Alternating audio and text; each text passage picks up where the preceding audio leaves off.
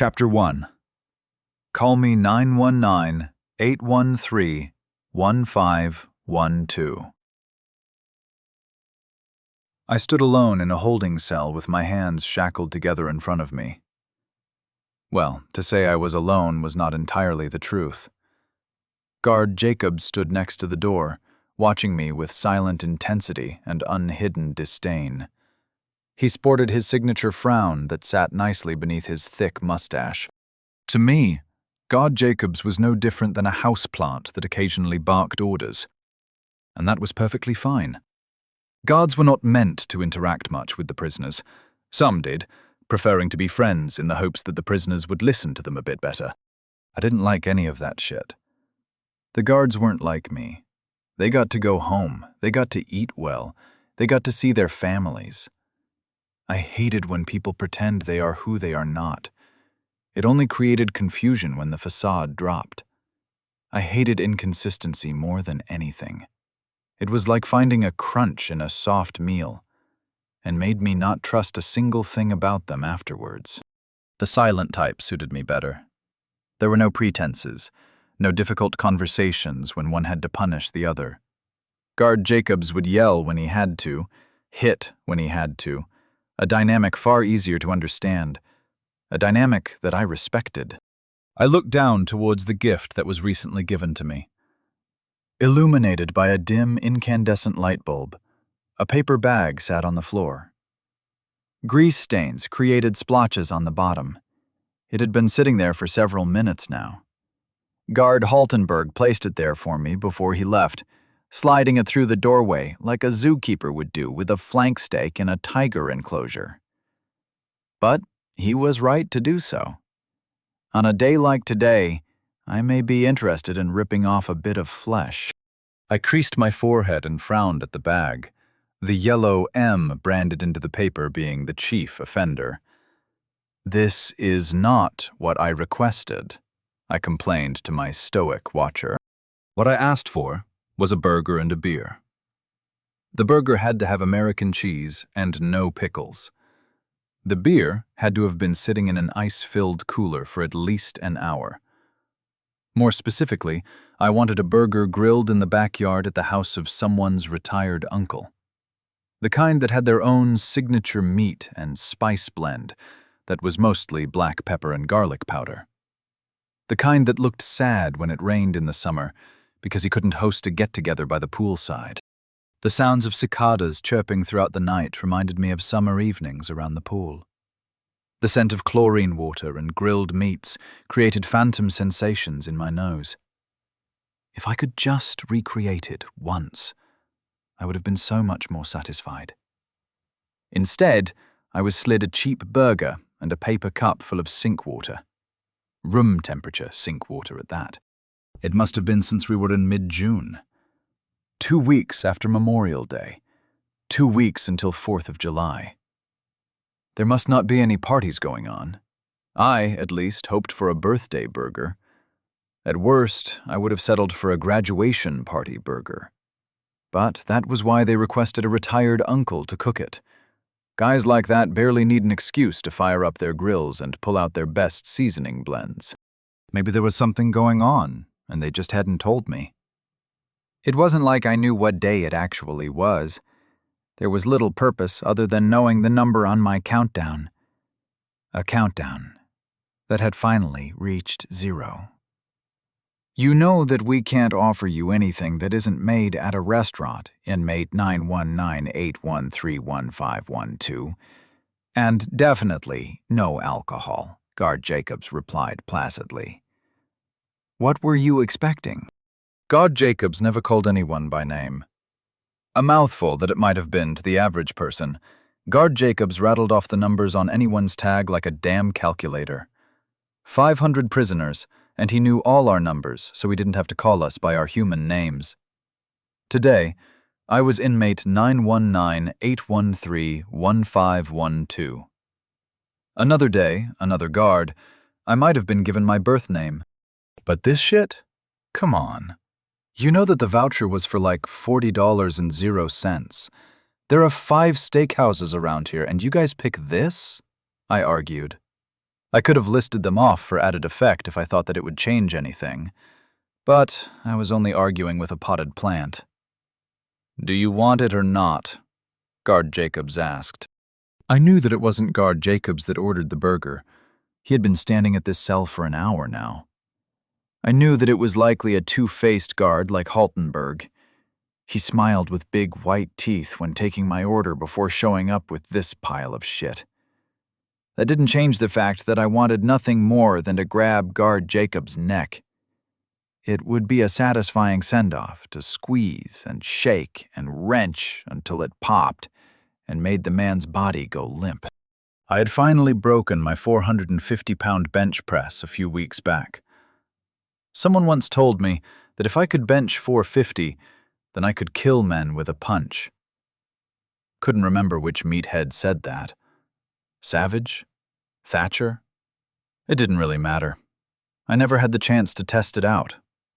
If I was going to have any regrets, that might be the only one.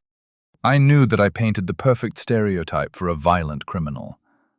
I was the poster child for an irredeemable beast that gets shown on the news every once in a while to support harsher sentencing. I was the reason that people were skeptical of released on good behavior. Not that anyone ever bothered to understand what I was doing, to look a little deeper into my ideas. I knew that the others weren't like me. Everyone always had reasons to not feel bad, circumstances that justified what they had done. I didn't need those. I knew my actions were wrong, and I did them because I liked doing them. I shook my head and banished the thoughts that pissed me off. I was told by Father Reynolds that most seek repentance in these moments, but I had found no inclination to do so. I never once felt guilt about anything that I did to another person. As far as I knew, I was born without remorse or empathy. Others tried to offer the court explanations to my behavior. A doctor testified at the witness stand that both my parents drank heavily when I was in the womb. They did it to my brother Kenny, too. The kid had a speech impediment and couldn't be in crowded places without breaking down in tears. My lawyer had explained that my mother admitted that, when I was a boy, my father's punishing hand had hit me into a banister just a little too hard. It had been severe enough that I don't remember it, and they tried to dress my wounds at home instead of letting a doctor see what had happened. She never showed up to testify on my behalf. Not to mention the numerous head injuries I endured when I played linebacker for my high school football team. At least we won state. Even if it was any of those reasons, it happened so long ago that I didn't really know of a time where I wasn't like this. Call it instinct, call it divination, but I think that I always would have been this way. Even a perfect environment would have produced someone like me. With a heavy sigh, I reached into the wet bag and pulled out the cardboard container. At least they had ordered me fries, though they were already cool and soggy by now. I took a bite of the burger and frowned. An acidic flavor and slimy texture slid across my tongue like a slug dipped in vinegar.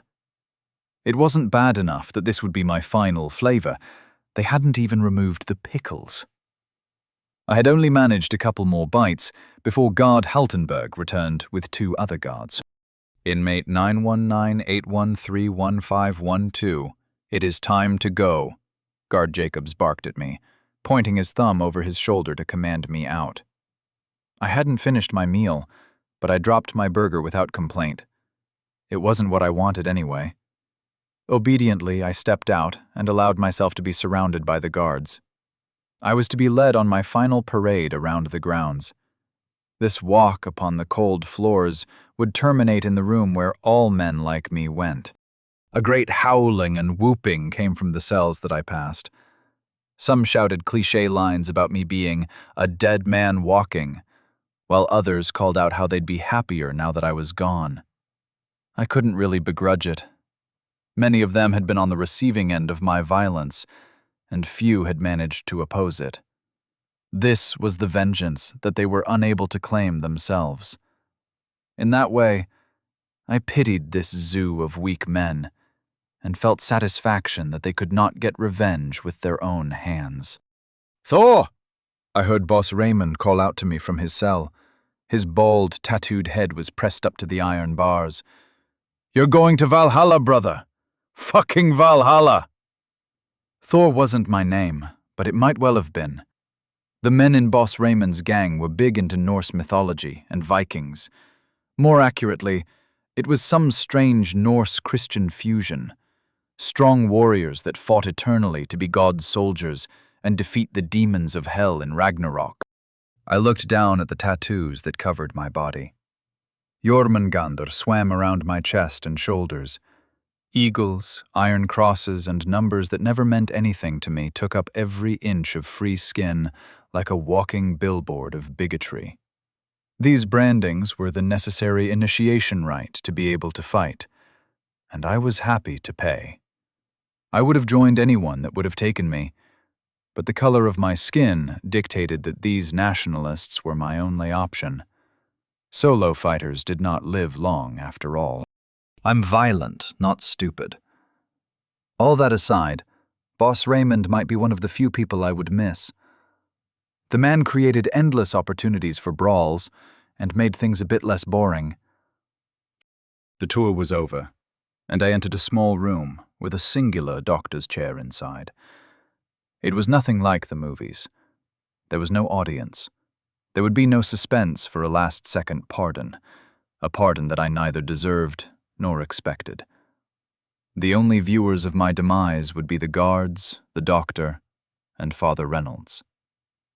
Without being ordered to, I placed myself on the table. I freely offered my arm to the doctor. There was no point in dragging it out. "Hello, son," Father Reynolds greeted the inmate. "Hello, Father." "Did anyone visit you today?" Father Reynolds asked. "Did your mother make the trip down from Kentucky?" "No, I don't think she would have handled it. Besides, her new husband never let her visit before." "What about your girlfriend?" Father Reynolds wondered hopefully. "Ex." I felt the needle stick into my arm, that unpleasant pinch that I never got used to, despite all my ink. I thought about Miranda. She was probably in her double wide with a belt tightened around her arm and a needle dug in. In that way, we matched today. "Your kid?" "Never," I answered sharply. Carl and I agreed that I should have no part in his life. When he was old enough to handle it, then Carl would tell him about his evil father, so I could be a detached story instead of a painful memory. There was, at least, enough compassion in me to decide that. "Anyone?" "My cousin Trevor, only because he said it was too sad for me to go out alone. It was mostly because the book he lent me would be confiscated if I died with it. The bastards here were notorious about losing people's shit when they died. I remembered when I saw one of the guards pocketing an inmate's prized cigar cutter. Fucker wasn't even dead, just locked up for life. Wouldn't even let his son take it. If there was any regret to have for my execution being today, it was that I didn't manage to finish reading that book, Moby Dick. I figured I should go out on a classic. The way it was written made my eyelids heavy, but I found myself drawn toward Ahab's self-destructive rage. "That's good," Father Reynolds said with an absent-minded nod, his thoughts occupied with the true nature of his visit. "Do you wish to repent and accept the Lord?" "Father, if repenting was such an easy task, heaven would be overrun by men like me," I answered. I needed to be curt so that he would get the hint early. Playing this game benefited neither of us. After a nod of confirmation from the guard, the doctor pressed down on the syringe. The drug that would render me unconscious flowed through my veins. I swore that I felt it inside of me, blending in with my blood and causing it to feel light. But maybe that was just my imagination. Inmate 9198131512. In 30 seconds, you will close your eyes and never wake up, Guard Jacobs informed me impassively. If God intended to make me like this, He made me to be a trial in the lives of others, I said definitively to Father Reynolds. If he did not, then I was a mistake, and my victims and their families suffered for nothing. A sinking feeling overtook me. Down, down, through the chair and into the floor. Blackness coated my eyes, rendering me blind. I could not feel the border between consciousness and unconsciousness. I no longer felt present. The smell of disinfectant disappeared. The feeling on my skin against the pleather armrest dissipated into nothing. While I still retained my thoughts, I knew that I would surely die soon. But I kept falling, the sensation never ceasing. If anything, it continued to accelerate. It felt like there was air beneath me, rushing and whistling past my ears, like I had been thrown from a plane. Without any reference for the passage of time, I fell. It took a long time, far longer than 30 seconds. Falling, falling, falling, falling, falling, falling, falling, falling, falling, falling, falling, falling, falling, falling, falling, falling. Light. Heat. My eyes were blinded, and my skin burned and bubbled from the boiling temperatures. I screamed, for I was no Tibetan monk. I possessed no mastery over pain of this magnitude. The art of stoicism that other men would talk about was meaningless when flesh seared incessantly. Today, I am the burger. Out of my peripherals, before my eyes burned shut, I could see craggy mountains made of black stone form an impenetrable ring that hemmed the world in from all sides. I could see massive creatures I'd never seen before roaming the lands. Then I hit the stone below me. But I did not stop. I burrowed deeper and deeper down into the earth until I finally stopped moving, my body completely numb. Inside that inky blackness, a red-bordered box sprung forth. It displayed a clear, unmistakable message. Chapter 2. Metamorphosis. I stared at the message for a long time. The grand reveal of my eternal fate was of little surprise to me. The pastors and preachers that taught me scripture as a boy said as much already. I remembered sitting on the wooden floor of a room that reeked of lemon-scented cleaner as Pastor Jeff lectured us of all the characters in the book. Up until the other day, I still went to Father Reynolds' sermons in a barren, concrete room that shared a scent with my childhood. Boss Raymond's mandate. Despite my actions, I did believe in God, and sin, and the afterlife. This divine punishment was the expectation. Even with all those warnings and cautions and lessons, I still managed to ceaselessly stray from the Lord's light. Putting all that to the side, this box was beginning to piss me off. When I blinked, it stayed on, illuminating the underneath of my eyelids with the same annoying bluish hues. I tried to lift my arm to brush the box away, but my limbs remained immobile, pinned down by invisible forces. All I could really do was curse at the nuisance and hope it went away on its own. "Go away," I commanded in a voice weakened by my descent. Not only did the original message not disappear, a new box overlapped over top of it. Tip: you have had the welcome message up for over 5 minutes. Think the command close to remove windows. I frowned, displeased with the condescending nature of the message. I would love nothing more than to have a private conversation with its sender, further showing that I learned nothing in the face of this situation.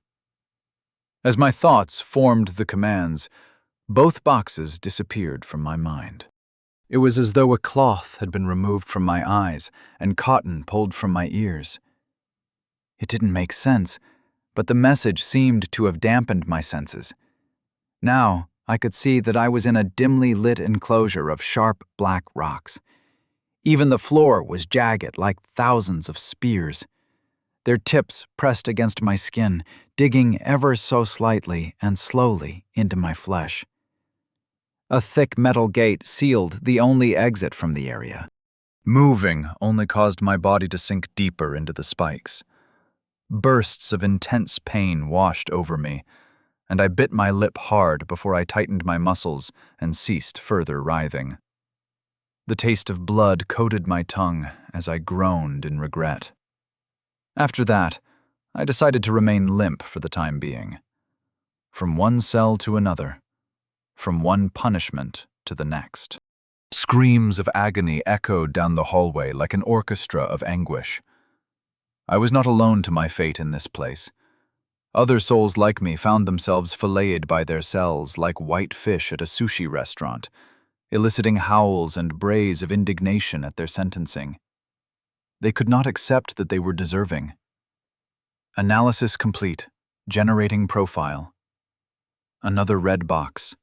Another message. This one, however, hinted at greater clarity towards my situation.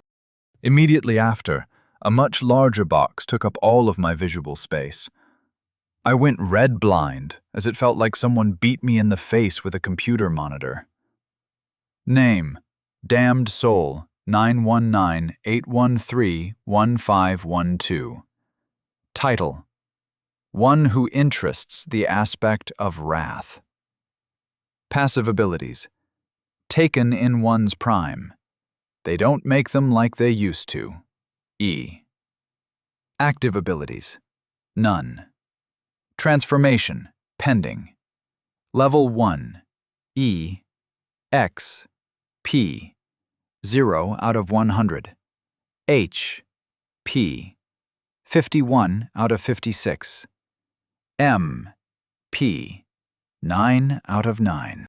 Stats: Strength, 13.51. Agility, 8.25. Magic, 7.41. Toughness, 13.21. Notoriety: Provincial Horror. You were a well-known killer within your region, and small communities will remember you for a long time. But your actions did little to impress lasting damage in the wider world. +1 transformation. I stupidly closed my eyes to grant reprieve from the boxes just for them to chase me into the darkness. I could already feel a throbbing beginning in the front of my head from the torrent of information that assailed me like a fire hose at a riot. Numbers and phrases that meant very little took up every corner of my mind. I had to take a few deep breaths before I went over the information again. Intuitively, I understood that I was looking at some sort of game system.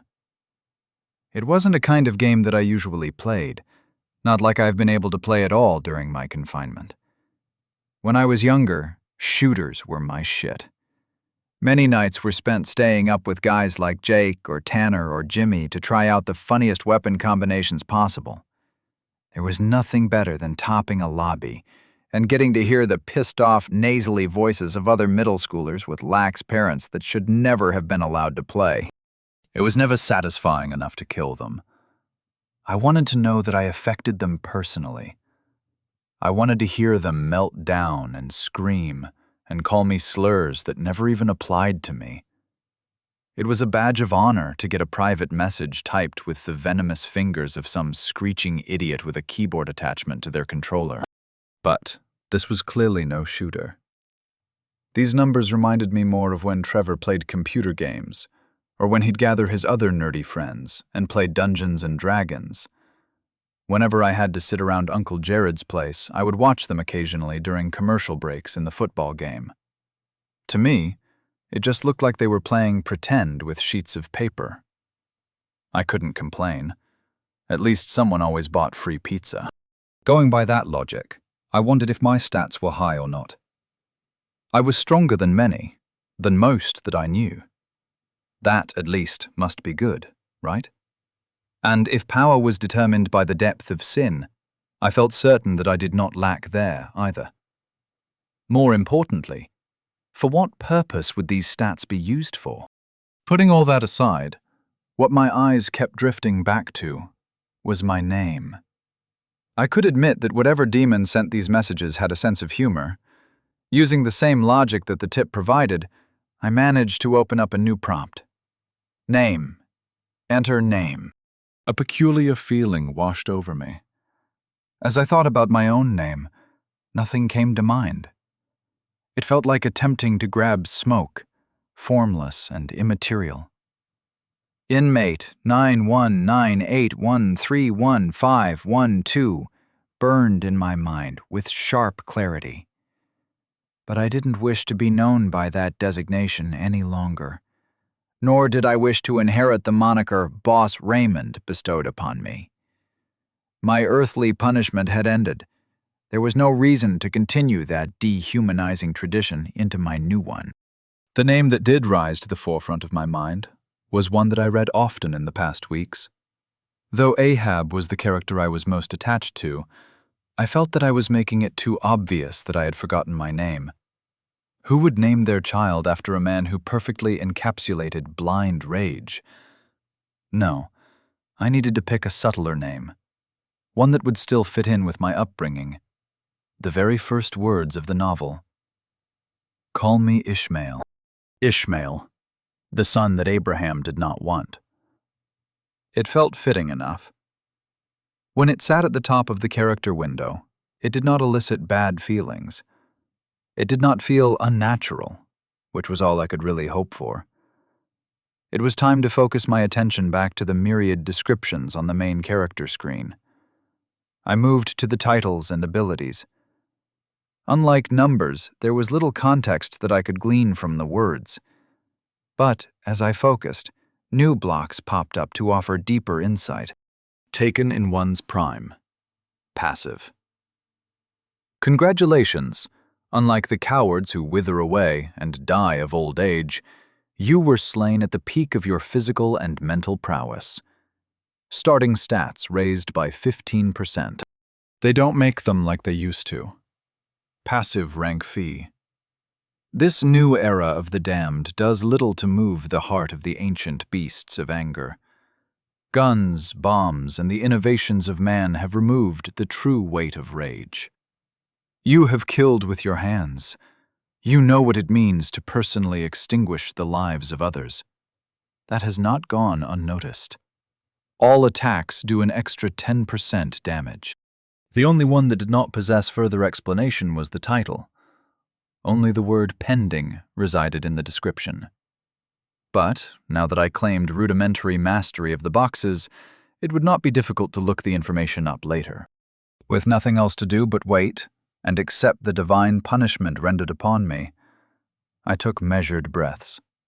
Loud, blood-curdling screams and desperate arrhythmic pounding could be heard outside of my cell, showing that many others could not manage even this much of a task. I could only imagine how it felt to struggle, to feel the tips of the rocks cleave muscle, scrape against bone, and pierce organs without relief. Even the slow digging into my own body made me want to squirm. But then, another message, another distraction. Transformation initiating. I stared at the window in anticipation for further elaboration. I attempted to focus on the information, to little avail. I was unsurprised that an unholy transformation awaited me here. God had given me his divine form, and I ungratefully soiled it with my selfish impulses. It was only natural that I would lose the right to have that form, though it would have been nice to know what would happen next. And then I felt it. Fresh pain. Intense pain. Now I understood why the others failed to maintain their composure. An agony that I have never felt before gripped every fiber of my being and forced me to flail involuntarily, as though I were possessed by a masochistic spirit. Skin flayed like confetti paper, showing bloody sinews beneath.